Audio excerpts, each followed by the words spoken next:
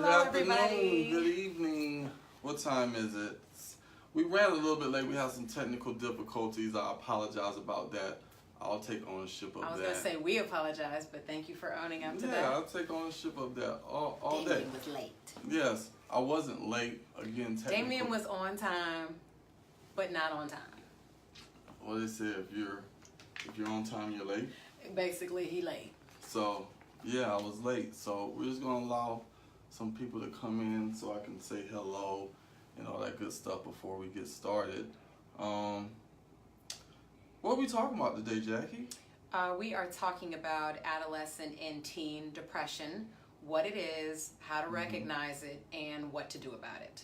Absolutely. A pretty important topic that we've been asked about individually and then collectively through the couch. So we want to make sure that we share this information with you so that you can help yourselves, your children, others, family members. If you work in a school setting, if you work in social work or a therapeutic environment, just extra tips. Sometimes we run out of things to use and do, and it's just helpful to receive that information from another professional who's dealing with the same things that you are. Okay. Yeah. Is that absolutely a good synopsis? So when you guys kind of log in, just when you see that we're going live, just go ahead and share it with your friends and family, because again, this is definitely a good topic, one that not discussed as much as it needs to be in regards to depression, and more so adolescents, teens, children. And we're going to have several segments in regards to depression. And today we're just going to mainly focus on adolescents. Right. Do you work with any adolescents that exhibit depression? I work with adolescents that exhibit and show symptoms of depression, and those that have diagnosed depression, and then those who have been diagnosed with depression but really, in reality, have another diagnosis. Like, I come to find out within the first couple weeks. And if you think about it, I'm sure you could think about a couple clients historically or currently that have been given to you under the pretense that they have depression, and then after a couple sessions you already know that they've got something either more severe, probably more severe. Yeah. And it's usually either unresolved trauma can lead to depression symptoms, so it actually looks like depression, but it's a little bit more than what meets the eye. And we're going to kind of dive into several things as far as what is depression, what's the symptoms, what does it look like. It differs from person to person, but mainly from adults to adolescents. They may exhibit it differently just because of the maturity level and their inability to express. So we'll go through a little bit of that, and a little bit will be more so for the parents, what to kind of look for, things that you could do, warning signs, triggers, all those different types of things. So definitely, if you have any questions while we're on this live, please comment. I'm going to be on my other phone kind of looking at questions and looking at the dialogue between everybody that's on the live. So I appreciate you. Hey Doris, how you doing, cousin? I appreciate you. She's been sharing Cousin Doris. Yeah, Thank she you, shares like everything related to the couch, and I appreciate it so much. So I guess because we wasn't on time, they didn't think we was coming today. I think so too. Usually people are with us by now, but they're not, and we're going to keep going since we're Yes, we're going to keep going. I got to move up. You got to move up? Because my back is hurting back here. So several questions, and I think I'll more so ask the questions, and you kind of give me some feedback, and I'll give some feedback as well. And if you guys have any feedback, any of my other clinicians out there, if you have any feedback, just go ahead and type it in, and we'll definitely appreciate it, because we're experts, but we don't know everything. We don't. So what is depression in layman's terms for people that are non-clinicians and don't understand what depression is? In your own words, what is depression? I'm going to say that depression is significant alteration in energy and mood, decline in energy and mood over a significant period of time. And I would say, you know, I know a lot of the diagnosis in the DSM start with like 6 months, but I would say it only takes like 2 months to really figure out if behaviors have been consistent for 6 weeks. I would then diagnose somebody with some form of depression. We're looking at significant decline in daily functioning. That's what I would say. In daily functioning, for those of you who are not clinically knowledgeable, impairments in daily functioning, sleep patterns, eating patterns, social patterns, job, school, just involvement overall in normal daily activities. Yeah, I mean, you're definitely spot on. I really can't add anything to that.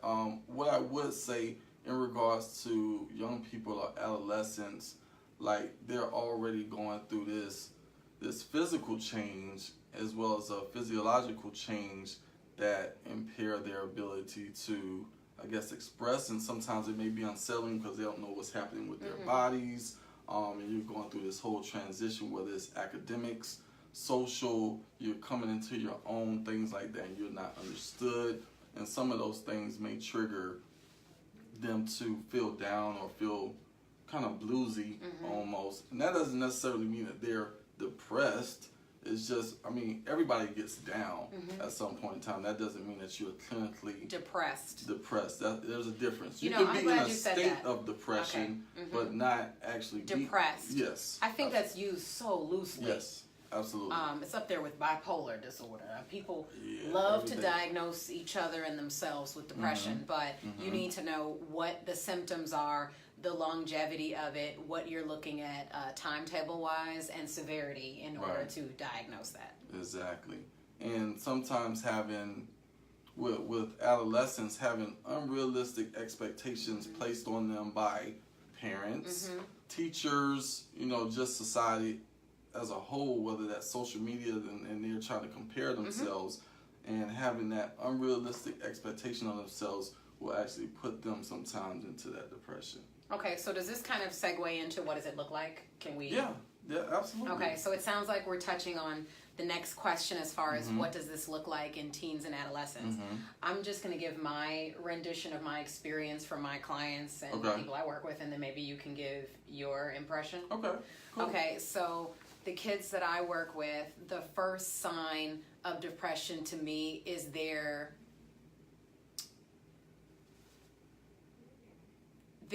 unwillingness to engage, right? That usually leads to some kind of notion to me that this child may be depressed. Something has occurred. It has altered the way they socialize or engage with other people. They are untrusting. They have been disappointed greatly. This has not been resolved. So now they're pushing me away, and not just as a therapist. I just mean standoffish, period. So that's usually the first sign. The second, if they're unwilling to communicate what the issue is, going back to being untrusting and not really feeling like they can confide their emotions, something has happened to lead them to that. So I see that in kids that I am seeing. Usually after the first 2 or 3 conversations with the kid, they wind up confiding to me, such and such disappointed me, or such and such has expectations that I'm not meeting, or such and such isn't happy with me, and it's their parent that they're usually talking about. Secondary comes the teacher.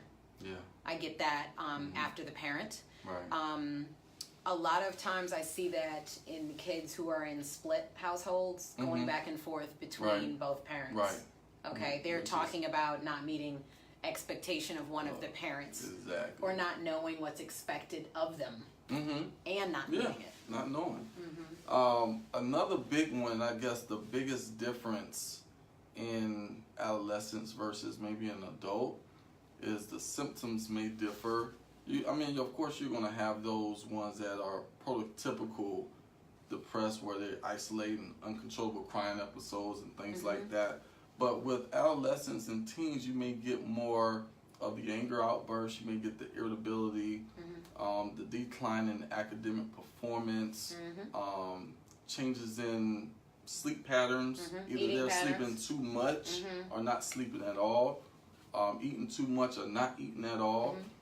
Any of those changes and shifts in mood and just the normal day-to-day routine, when you notice it and it's consistent over a period of time, then I honestly recommend some type of evaluation of some sort to get it substantiated. I mean, understanding. Yeah, that type of thing. So those are certain things. Also, a change in their confidence level. Right.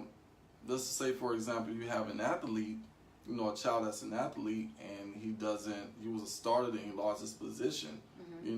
That takes a huge hit on one's self-esteem and their confidence. And if they don't have the support system surrounding them, then they can actually get stuck in that mood or that mode of like, okay, I'm not enough, I need to do X, Y, Z. Or if they feel like they don't have any outlet or any support, then they have that feeling of helplessness, hopelessness, and it's just kind of like whatever, and just let everything go. Everything starts to decline. Yeah, I don't care. Yeah, and then they start experimenting because they want to start self-medicating, and that's a whole different topic in regards to self-medication, substance abuse, substance use within teens. That's we can have a whole conference on that. Okay. But we'll save that for another day.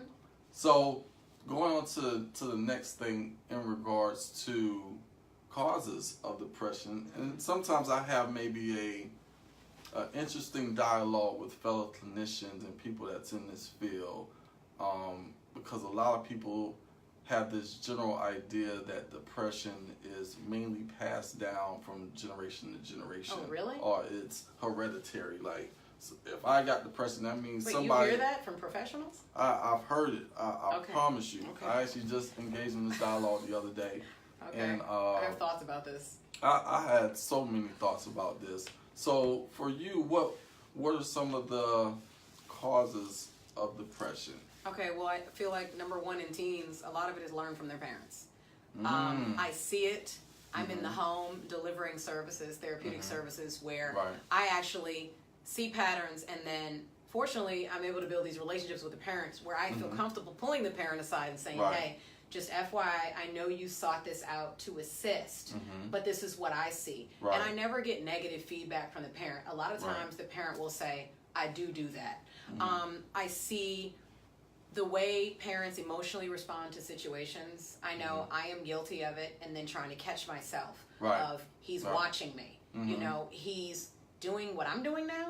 He starts saying what I say. If I'm in traffic and I say, hey, you jerk, and my son goes, hey, you jerk, get out the way. And I'm like, so just as easy as they pick up bad words, bad phrases, you may hug, then your kid turns into a hugger. That's not miraculous and genetic, I feel. That's not genetic, that is learned behavior. It's social learning. Right, That's social learning. So your children learn how to respond, react. If you're jumpy, your children become jumpy. Right.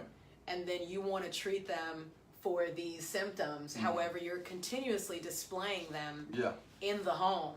So even if you did seek treatment, there's only so much a therapist can do in an hour when you are with the child at least 12 hours every single day, showing them this behavior that they're picking up on. And like you said, like if mom is depressed, or how she responds to certain situations, and she starts to isolate, and she's having these uncontrollable episodes in which she's crying, or just down in the dumps, or lashing out, that's what they mimic, and that's how they figure out how to get through certain situations, which again, that's a social learning type of behavior, and we have to be conscious and cognizant of what we do around our children in regards to our own mood. It doesn't say that you want to like keep everything from your child, or you don't want them to be able to learn how to express themselves.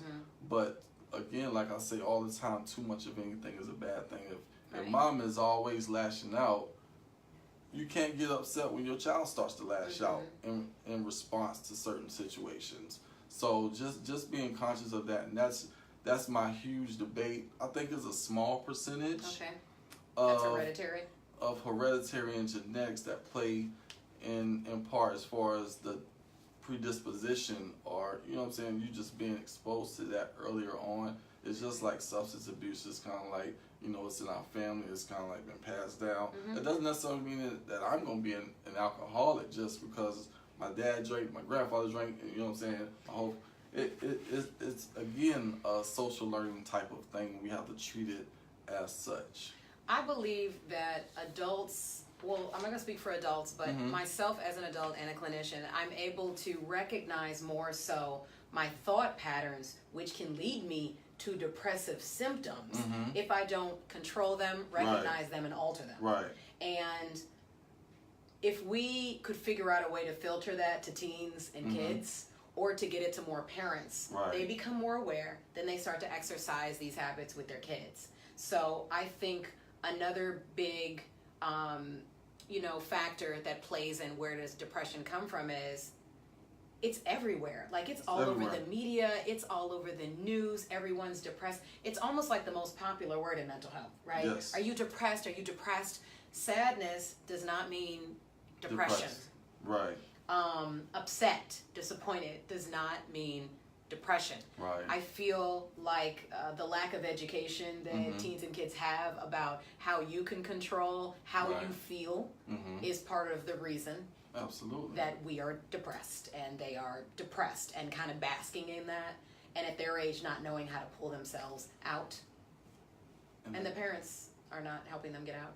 And I think, I guess over maybe the last year or two, I think it's dramatically increased. Yeah, I think so too. I think that has to do with, social media. I think it actually has a lot to do with 45.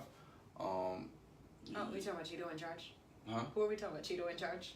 No, 45. Yeah, I guess. Cheeto in charge. Oh, that's what's wrong. Oh yeah, I didn't want to say it because we might get whatever. But I was doing some research and I came up on two stats. One from maybe 2010, and then I looked more recently at 2017. Okay. In 2010, it was saying at least 5% of adolescents, roughly 1 out of 20 teens, will experience an episode of major depression, which means they're going to be criteria for that particular diagnosis. And more recently, it's gone up to 11%. Okay. Which is that's crazy. That's 1 out of 10 kids. Right. Are going to experience that, and about 65% of them are not even diagnosed. Okay. So that's the majority of the people that we encounter, most of the children that we encounter on a daily basis, most of the teens that are exhibiting these defiant behaviors, or they just started doing things out of the norm. It's kind of linked to that, I think. Okay, let me segue that, because I don't know what the next question was, but I think this is important. Okay. Because we're talking about what does it look like. And a lot of kids in the news that are, I mentioned before, are committing suicide and such things. Before we started, I had brought up the fact that, I have friends who work with kids who they're saying there were no signs, right? The kid was happy all the time. The kid played sports. They were likable. People enjoyed that kid being around. They were involved. Why did they not pick up on the signs, and what were the signs? I have my own professional opinion about that. I don't believe that every child that exudes happiness is depressed. Absolutely. A lot of times they use those behaviors to mask what they really feel. Right. So it's almost like hyperactive in those ways, right? They're hyper vigilant, they're hyper excited, they're hyperactive in showing friendliness and emotion. Exactly, because they know that's such and what, such. Yeah, what yeah. needs to be I couldn't shown. wait to see you. I couldn't wait to come to your office. Right. Also, they might totally be missing out at home and compensating, trying to compensate for a parent who pays them no attention. Right. You think everything's good at home because they come to the parent-teacher conference and the kid shows up with them. But in reality, the kid might be left at home alone. The kid might be ignored. The kid might be, being traumatized in some kind of way, right? There might be some kind of foul play. It doesn't have to be sexual in that type of situation, but it could be some type of foul treatment of the kid where they look forward to coming to school. Because of that. And I work with kids who are over excited about going to school because they can't stand the conditions at home. They're looking for a way to get out. So of course when they come to see you, they're happy and they're jumping all over you because they're too excited to get away from what's normal. Right. And they're looking to be at school as the way out. because they feel safe.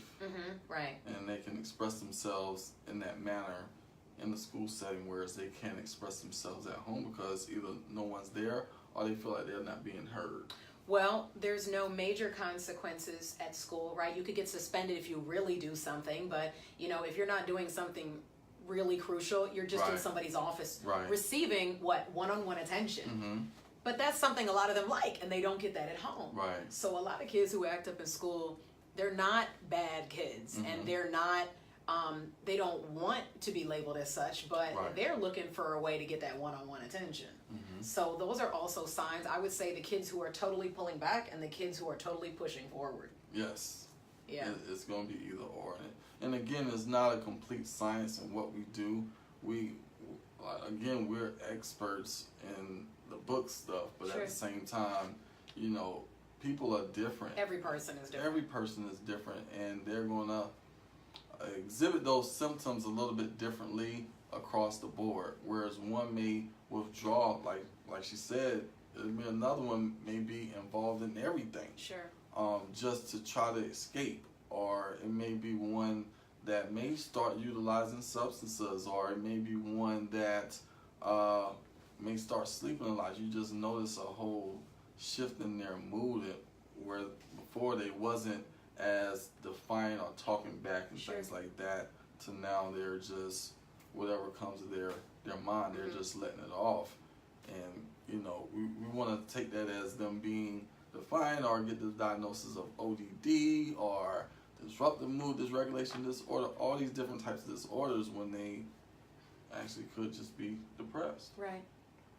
So overall, I guess I want to kind of give you, maybe lines or different symptoms of depression in teens. What are some, off the top of your head that you can think of? Okay, so pop quiz. Yes. Depression in teens, oversleeping, sleeping excessively. I'm talking about past 7 to 9 hours, past 9 hours. Right. Okay, needing more sleep, coming home from school, going to sleep, secluding themselves in the bedrooms. Right. Not wanting to eat with the family, not wanting to socialize with the family in the evening.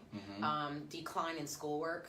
I would say that big decline in schoolwork, grades, achievement, a decline in achievement. I would say peers, their peer group, right? Yes. Sometimes they start changing the peer group, who they want to hang around. They start hanging around people with that aren't doing as much, right? People that don't have high expectations of them, because it becomes easier to be accepted. Easier to be accepted, and that's what they want. They want to feel accepted. So you may have concentration. Yes. Decreased concentration. That may be a sign of, I guess, in plain eye, you may say, well, this person is having issues with focusing, and want to diagnose them ADHD off the gate, when it's something else. I think sometimes there are parents too, especially with girls. Teenage girls can take a decline in the way that they present themselves. You'll notice. I notice with my female clients, I can tell by the colors they wear. This is factual information that teenage girls specifically, who drift towards black and gray mostly black. Right. I have always found, even when I've suggested to parents, something is going on with your kid, and they're like, she has straight A's, she does artwork, she's on the tennis team. And I'm like, yeah, but every time I see you show me photos, the kid is wearing all black. The kids that I have brought that to the table to their parents, have all wound up in psychiatric treatment at some point. The few kids, it's only been about 3, but it's everyone that I felt I needed to voice that about. They have, and it's every kid that wears dark colors is not depressed. However, there are patterns. They don't feel like it. Oh, it's my favorite color. I look way beyond that. I think it's way more than what's on the surface. Have you ever experienced or had a client that complained of physical ailments? Just out of the blue, and it's just consistent. Something is always aching. Yeah, kids, smaller kids. Yeah. I haven't seen it in teens. I've seen it in kids grade 2 through 6. I have, at school. The school is complaining. Parents complaining that I got to keep going to school. In any of those situations, have any of the kids been sick? No. But something's been going on, and the kid's been seeking attention from the school and then wanting to leave. Mm-hmm. And in reality, it's not really that the kid wants to leave. Something's going on at home. They can't communicate it, and it's coming out emotionally, regurgitating itself as ailments. Right. At the school. Absolutely. I need to see the nurse. I have to call my mom. Drives the parents crazy. Yes. But what I say, let me just give advice for that. Parents that are experiencing teenagers or kids who are constantly complaining about ailments in school, the first thing I say is you tell that nurse or that school social worker to document every single time that kid comes to your office. You want to know why? Because if you ever had to take your kid to the ED, the emergency room, or to seek any kind of mental health assistance, you want to be able to take that record saying that this happened this many times and this is who treated, my kid. Mm-hmm. You want to have proof of that. Mm-hmm. Also, I know a lot of parents who get into that situation with divorce situations or split families, and if you have to go to court and things like that, you want to show that you're not, a lot of the parents are blamed for that, right? The other parent kind of blames them because she's with you, this is what she's doing. No, just show the record of what happened in the school and what's happening when she's away from the house or he's away from the house. No, that helps, especially with you thinking your kid might be depressed. Right. Yep. Right. It's going to help during their clinical assessment too, whenever you actually do seek that out. Mm. It's just good extra stuff. Information. Yeah, good stuff.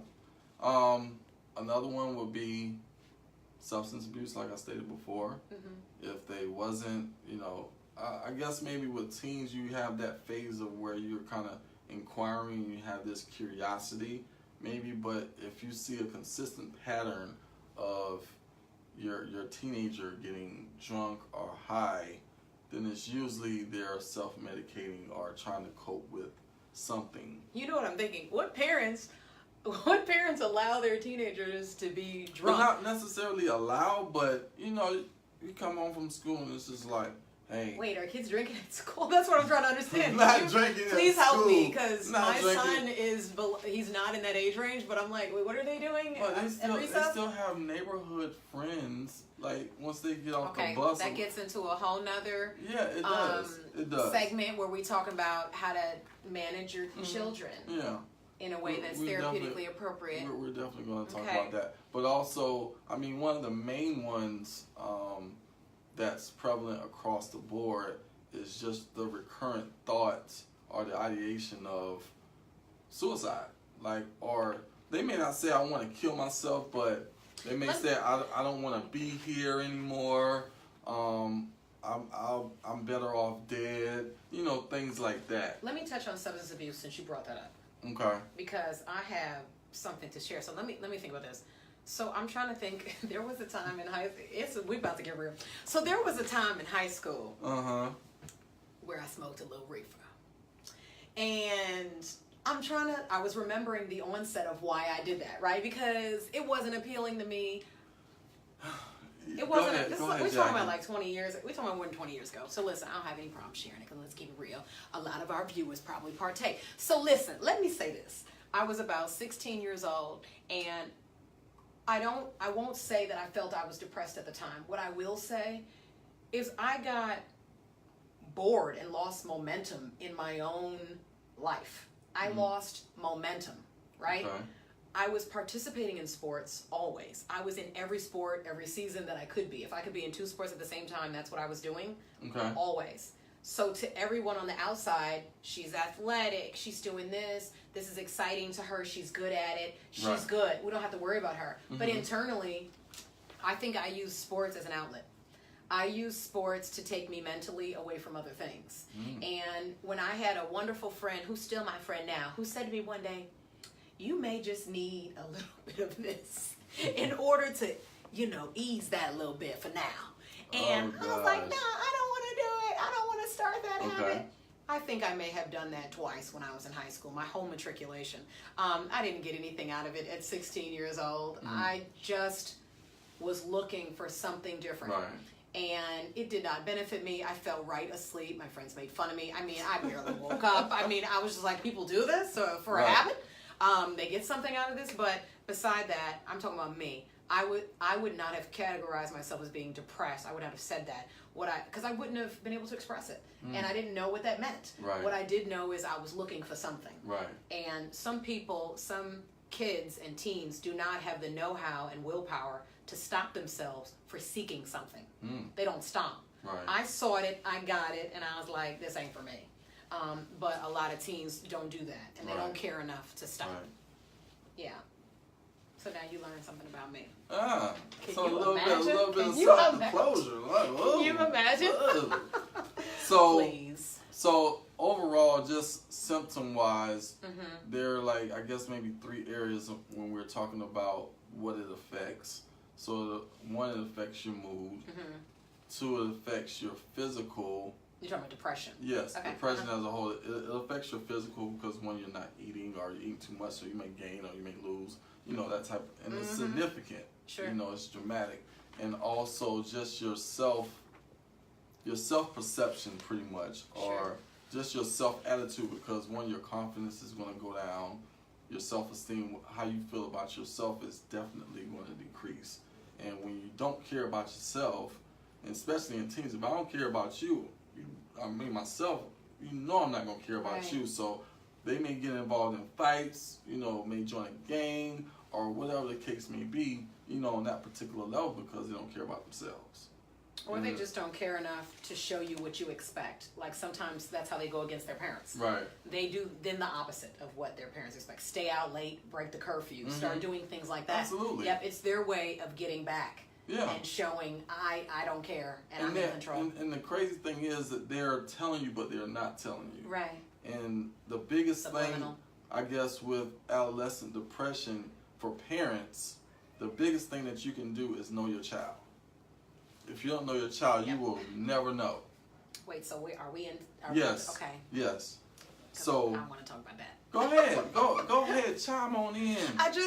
I'm just eager to discuss and help people to know how to help. What are we helping avoid, right? Or help you to figure out who you're around, what kids you're around that may be experiencing these issues. And let me just say, number one, as Damien's saying, basically communication, we believe collectively, is the most important thing to have in place. If the teens do not have a comfort level with communicating even the bad things with their parents, they'll either find somebody else to communicate with outside the home because they won't trust anybody in the home because that might get back to the parent. I'm talking about siblings and everything. They'll totally go outside the home or they'll say nothing.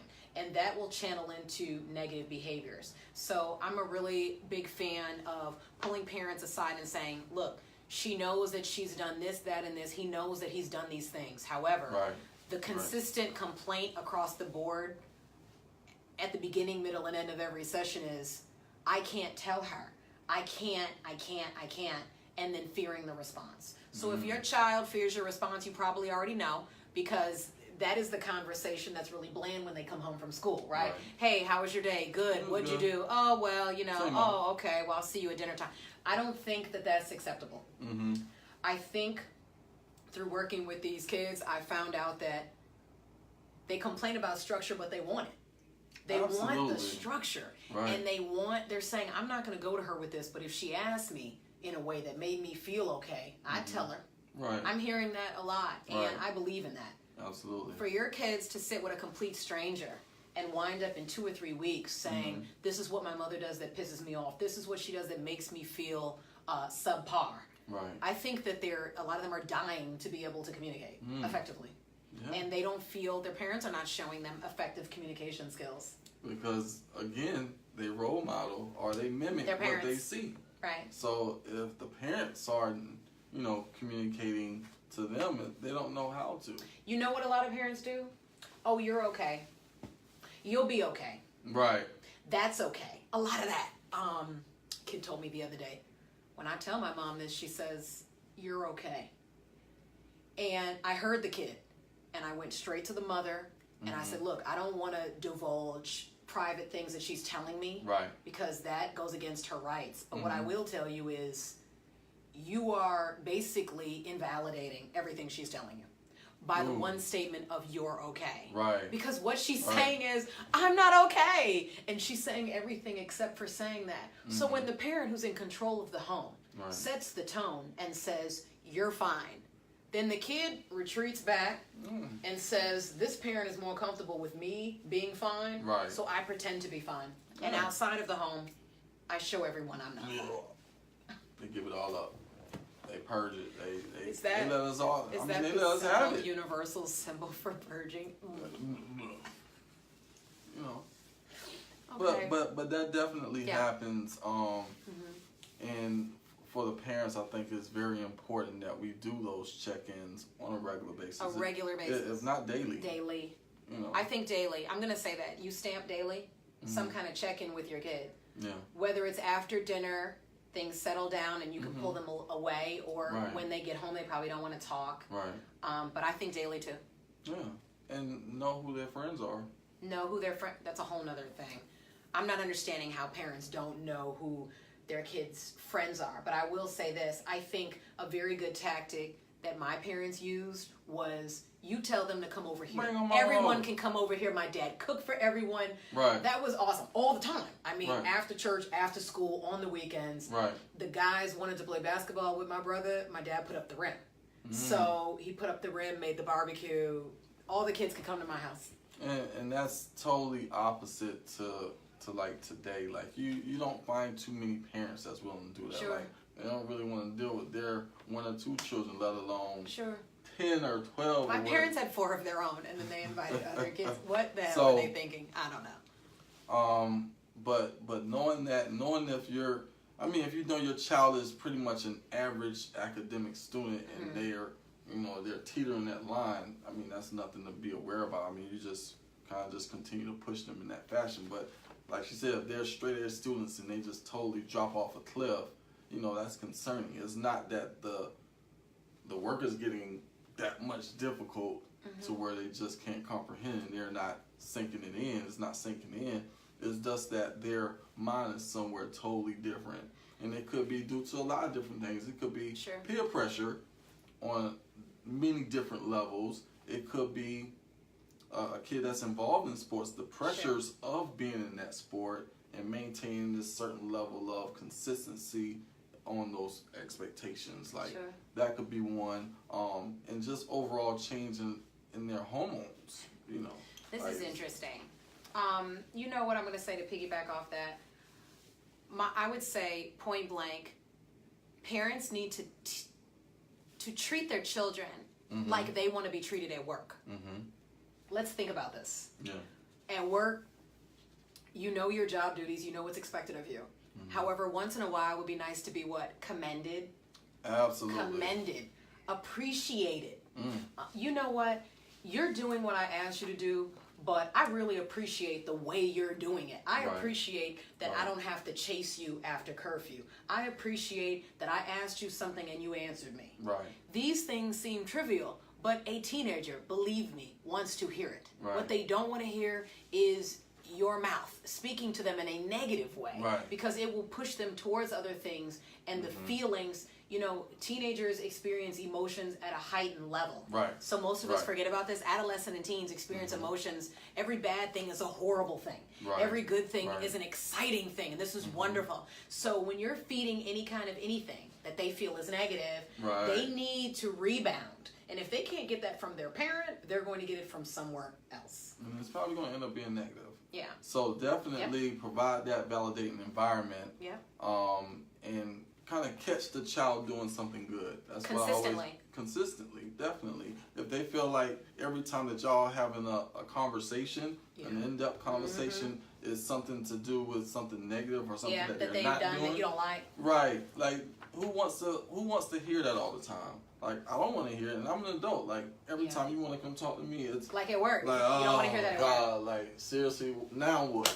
You see what I'm saying? I don't want to do it, so definitely a child doesn't want to hear that every single day or every time we have this check-in. Sure. We're like, let's sit down, let's have a talk. You be like, oh, God, what do I do now? Type thing. You don't want them to have that response. Right. So definitely focus more so. If you want to check in with a child and ask them how they are doing, actually focus on the listening part of it. Listen to them. Listen to what they're saying and what they're not saying. And don't lecture. Yes. I was going to say, let me piggyback on that. You don't always have to give a response. Yes, or you a need solution. to know this as parents teens. and individuals who work with teens and adolescents. You can receive what they are saying, disagree in your head, think it's all kind of crazy, ridiculous, don't make no kind of earthly sense. Right. And you can nod and say, I hear you. I hear what you're saying. I understand where you're coming from. And then you can take it to a place maybe even later. I wouldn't even say in that same conversation. You know, when you're in a relationship and you say how you feel about something and then the other person gives their response, the first thing you think is they're not listening. They haven't received anything I said. You don't want your children to feel like that. You do not need to respond at that moment. Hear them. Tell them, thank you for letting me know that. We can discuss a little bit more of this later, or let mommy think about it, or let me think about that. Let me sit on that. Go have dinner. Be done with all that. And then before they go to bed, tell them, hey, I thought about what you said. Let's talk about it. That, if I'm not going to talk about my mom in a bad way because I love her. I mean, she's harsh, but I love her. I needed it. I was a little butterfly. She needed to clip my wings back. So she knew what I needed. I needed the harshness, a little more of it. However, I kind of wish, as being an emotional kid, that I had heard more of, I hear you, and I don't necessarily agree with that because I'm not that way, but I get it. And so how can I help you, blah, blah, blah. You know, most of us don't talk that way to our kids, let's be honest. Whether we're therapists or not, I don't necessarily talk like that to my kid. But I'm not talking about my kid. I'm talking about... we're not talking about me. We're talking about you and how you can help your kids. So again, one of those key ones was acknowledge their feelings. If a child is depressed or just going through something, maybe you understand, maybe you don't, but at least acknowledge and validate the emotional part of it, like how they're responding to this particular thought or this particular situation. Validate and acknowledge. That's all they really want. They don't want you to try to correct it all the time. They just want to be heard. So being able to acknowledge their feelings, you know, and allow them to see that it's not bad that you feel this particular way. You know, it's fixable. We can come up with a solution. I might not have the solution, but as a parent, I want to be able to give a teen, and most children in general, like choices. You know, and when you present choices or options, you allow them to gain some sense of control in what they are doing. Yes, and learned autonomy. Like you trust them. It shows them that you trust them to make a good decision rather than you dictating and making every decision for them, which brings us back to the conversation of having teens that make negative choices, bad choices. Based on depression. So we have about 10 minutes or less. We'll make it work. You know I'm going to keep us on track. Okay, what's next? Big one, and this, I think this ties into knowing your child. Is trusting your gut, trusting your instinct. If you feel like something is off, you know, if you see something physically wrong with your child, if he's limping, you're like, okay, we need to go to the doctor because this isn't normal. You know, the same way with mental health, if they're doing something that's out of the ordinary and it's been consistent for a specific amount of time, I'm like, okay, well, we need to go talk to somebody because apparently I'm not getting through to him or her. Maybe I need to go take it to a professional and let's see what's going on. You know what I hate to hear? He's been doing this for 6 months. It's been the same thing, the same behaviors. And then I ask, what have you been doing? There's always hesitation. There's always like a gulp or a sit back and, well, let me tell you what he's been doing though. Like we just discussed that. So to be proactive, I would say a couple weeks of seeing behaviors that you believe are different in the child. It's time to take the child for a clinical assessment. Take them to a therapist, please. Pay out of pocket if you have to. See if your insurance will cover it. Nothing wrong with an assessment. No, you need to know. You need some answers or else it can turn into something worse. Absolutely. Another thing is, and I think we kind of touched on this a little bit, but make that face-to-face contact, that FaceTime a priority. And in just your everyday communication, like we're so, you know, on our phone, you know, you can be in the same house and y'all texting each other, you know, that type of, make FaceTime a priority because you can tell by nonverbals. I can't tell how you're feeling based on your text message. Okay, let me piggyback off that. I would say that teenagers need to be restricted, okay? I don't understand going to visit these homes and the teens are eating dinner and the phone's there, and the teens get up from dinner and they put the phone in the pocket. I'm not understanding why the parents are not taking the phones. You pay the bill, it's your phone. It's not even their phone, since you paid for it and the bill. So I constantly, I'm just saying, it bugs me. That's why I'm so passionately speaking about it. I don't understand why parents are not being parents and assisting their kids with controlling the usage of the factors of depression. Like, the phone is a factor. Yeah, the phone is an MFN factor, for sure, for the teens, because they are on it, and a lot of times they're socializing with their friends who are depressed. So you need to figure out, if they're with the friends and they're socializing for 8 or 9 hours in the day at school, when are you cutting off the socializing? And what do they need to talk about at home sitting across from you that they didn't discuss at school? And it's crazy, like, it's like so many freaking apps and things that children and teens are into, where they actually promote, you know, these types of things in regards to self-harm. You know, it's a app or some type of thing that they actually show them cutting themselves and the relief that it gives and all. Like, it, I don't know anything. I'm totally overwhelmed just like, listening to that. Like, it is insane. Like, I hate to use the word insane because it but it's abnormal. Yeah, it's definitely abnormal, and all it tells me is that they're seeking the attention that they're not receiving from family or friends or what have you, and whatever attention that they're getting is positive for them, even if they're hurting themselves.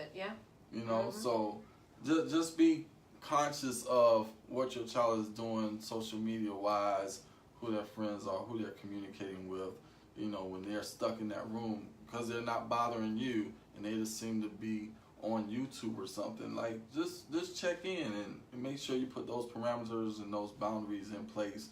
You know, set it for, you know, no phone after 9 or 10. I knew I grew up on that. I grew up on we didn't have cell phone. Yeah, man. I mean, but even the cordless. Yeah.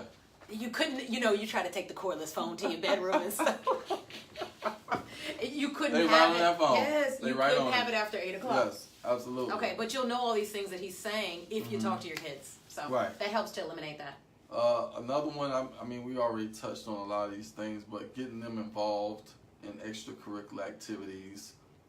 Another big one that we don't talk about a lot is get your child involved as far as volunteering and giving back to whatever charity or organization, Habitat for Humanity. They can go to pet farms, whatever, but just get them involved. Like, we're in the country. You know where we are. North Carolina.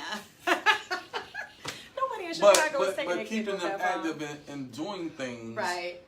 Staying active is a natural antidepressant. Just staying active and exuding that energy and releasing and that helping energy. other people is a natural antidepressant. Absolutely. So promote those things. Promote them being involved in extracurricular activities. Keep them busy.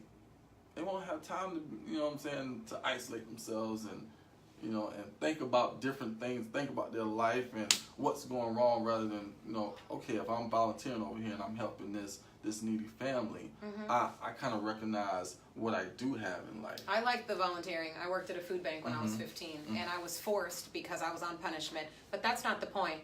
The point is that I learned, that's not the point. The point is, my mom made me walk to church and work in that food bank. Hey, Bryn Mawr community, with my family. So listen, so I just didn't want to do that. But by doing that, I learned to appreciate things that I had, and I started looking forward to it. Yeah, absolutely. So those are just some of the things that parents can do to kind of help reduce depression or the symptoms. But overall, just know your child. Yep. Last and final, we got a couple more minutes. Options. If you say so. Options, treatment options, things that parents can do outside of their scope, or some within their scope, that they can do to kind of help reduce depression. What are some of yours? Okay, let me start with, I'm gonna start with the clinical assessment. So take your child and get a clinical assessment. The parents that don't feel comfortable with that, go to the school counselor. Go to the school social worker that you see all the time. When you go to take your kid to school or drop them off, pick them up, whatever. Go to that person and say, hey, she's doing some things, he's doing some things that I've noticed are different at home. Can you talk to them? Then that social worker, it's their job to say, hey, they need an assessment. Either they're going to do it for them or they're going to find somebody to do it for them. So if the parent, if it's a matter of, I don't have time for this and I just forgot about it, I forgot, you can send a note with your kid. I write notes for my kid to take to school all the time. Give this to your teacher. You know, write a note to the teacher. Ask the teacher of your child to link them with the social worker. So I would say that's one thing. Number two, for those that are in extracurricular activities or go to church or whatever it is, if your child is linked to another adult who they confide in and who they like and they admire, I have gone to people in my home church and told them about other older kids who were having problems and said, hey, she admires you. Like, can you just talk to her? And that has made a difference in kids' lives. Teenagers, they kind of want to be sought out. And someone to say, hey, you know, that someone that they respect and say, hey, you know, is anything going on? Do we need to chat sometime? Like, let's go hang out together. And a teen will be very quick to say yes. I don't know that I would have said no to much of that. Or ice cream or anything free. Something. Anything free. But definitely outside of that, as far as the clinical, I would definitely say set limits, boundaries as far as social media, that peer interaction. You know, you're always on the go. You know, just doing whatever. Limits. Yeah, definitely set limits.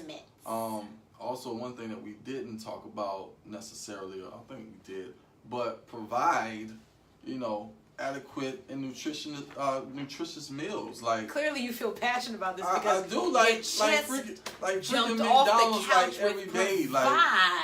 Like McDonald's every day is not acceptable. It's not healthy, and it affects your mental health. Physical health, the grease equals mental health. They're at the same level. So if you're getting a change in mood, you know, let's watch what we eat. Diet, yeah. You know, what we digest physically, as well as what we're taking in mentally, as well as what we're seeing on a daily basis. That's what I call digestion. It's not only just food, but everything we water take in. Too. Water. Some of you all need to serve your kids water at dinner and not Kool-Aid. I'm just saying. Stay it away has from the excessive fried amount of sugar. And the sugar stuff. I'm not done with the Kool-Aid. I mean, you know who you are. Hey, it is. I'm done now. I need to say that. And I guess another thing would be encourage sleep, promote sleep. You know, I know a lot of kids, they stay up late night playing like Fortnite till like 1 o'clock in the morning. And the parents allow it. And then they got to get up at 6 to go to school. Like, of course. You allow it. Take those cords out those TVs. Yes. And stop telling me he turns on the TV whenever he wants. He turns it on because there's a cord there. What are you doing? What are you doing? Do you know? Look, I went to this kid's house. I'm not going to lie to you. I went to this kid's house. And the parents said, when I go to bed, they turn it back on. And I said, let me see the TV. And the parent, I have this rapport with the parents, so they're like, sure. I go behind, look at the TV. I snatch the cord out. Here. The parent says, he's going to be really upset when he get... Okay. I mean, this is what you're giving me to work with. And I'm not going to dump my own stuff on this segment, but I'm just saying the parents are not limiting. They're not limiting, controlling, setting boundaries. They're allowing the child to make the rules. And raise them too. Okay, and so they go to bed at 1 a.m. on a school night and can't get up. And then they're dragging at school, and then they want to smoke weed because they're too lazy to make it through the school day. And so they're looking for then the alternative action, which is getting involved in something they have no business getting involved in because you did not set proper parameters. That's a whole nother segment. Yes, it is. And we'll say that for that. I will say that. Last resort. Last thing for me, and I'm not sure if I should be giving like my bias or whatever, but I'm going to do it. Medication should be the last resort. Yeah. I have feelings about that too. You know what I'm saying? No, I agree. Go through the proper channels. Control what you can control. Diet, sleep, all those other things that we discussed. Right. You know, take them to therapy. Take them to therapy first before you seek medication. Wait. Yes. Take them to therapy before you seek medication. And let the therapist tell you that they recommend medication before you go in there talking about, does he need something? Right. Like, first they need Right. therapy. No Right. good therapist is going to tell you the first session or two that your kid needs meds. Right. So if they're telling you that, you message the couch and then we'll tell you what to tell them. Right. Or I'll tell you. Absolutely. I mean, that's my bias. I mean, I'm going to stick by it. I'm not a huge fan of Medicating kids. Medicating kids or just foreign man-made chemicals and substances in your body to alter what your body is already doing. Your brain chemicals releases endorphins and serotonin, all these chemicals. That's a natural antidepressant. Ooh, you must have a license. I like when you talk like that. I like that. Do you know there's a word for being attracted to someone who uses grammar in such a way? Did you? What is it called? One of my good friends says Somebody it all told the me. time. I mean, that's a real thing. But- That's my thing. But it's called like It's it's something else. I But, can't use my but phone. I'm definitely one of those people, and I've always said like I'm a sapiosexual. Like I'm attracted to intelligence. I like, am so, and then in this, the words, your word usage, this takes it to a whole nother level. Cut it out, Jackie. It just popped in my head. I was like, wait a minute, is that Damien talking like that? Yes, this is me. I'm not your that's average right. therapist. Okay, Don't well, you there know it is that? You then. know, that's my hashtag. So anyway, all right. So we done? Is that it? So yes, so That was good. It Good was information. great information. Again, next week we're gonna have Mr. Rayshawn Miller on. He's a definite, local. I call him a local celebrity. Big player in the mental health community. But definitely not local. He's definitely a huge advocate in the mental health community. Has written a book or two. He's been on the Breakfast Club a couple times. He's been on the Breakfast Club as well. So we're gonna have him next week. I'm excited about that. Ready to catch up with my brother in the field, and I've known him for some time as well. So I'm looking forward to that. We're going to continue to talk about depression. Next week will be more so for the adults and things as well. So a lot of similarities that children and adolescents may present. As far as symptoms. Similarities. That sounded good. Cut it out, man. Like, really? That's where we're going? It's just the light. That's where we're going right now? Okay, go ahead. You can tell this the end of the doggone show because you start acting Okay, up. look, don't forget to subscribe to the YouTube channel. It's the Couch 704 on YouTube so that you can catch these. You don't have to just catch the feed. You can go a day or two afterwards. Right. Damien's going to have them uploaded within 48 to 72 hours. I'm giving you that. Probably before that. Okay, but good. I was just giving leeway. But also on the YouTube channel, we're going to have a lot more information as far as behind the scenes, like after the session. We're going to do some processing. After the show, like Wendy Williams? Yes, after the show. Okay. So you're going to find some more information that's not on this live feed that you're going to find on YouTube. So definitely take a quick second, subscribe to it. Check us out. We're on there.